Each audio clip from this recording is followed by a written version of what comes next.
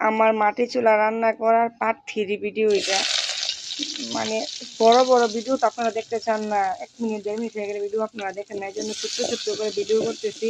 Mini কিচেনে যারাই রান্না করে দেখি তাদের রান্নার মধ্যে হয়তো পাতিল ভেঙে যায়, ডিম পুড়ে যায়, ডিম পড়ে যায়, উড়ে যায়, পপকর্ন ভাজা উড়ে যায়।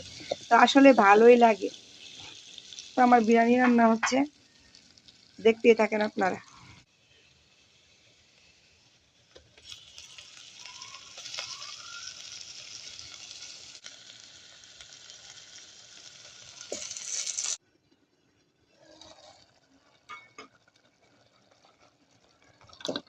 এবার মুরগির মাংসগুলো একটু কষিয়ে নেব।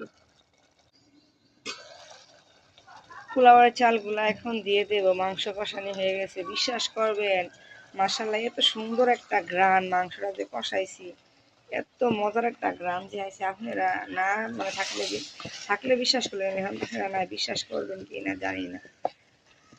মাংসর সাথে মশলার সাথে চালগুলাকে একটু ভালো করে কষিয়ে নেব।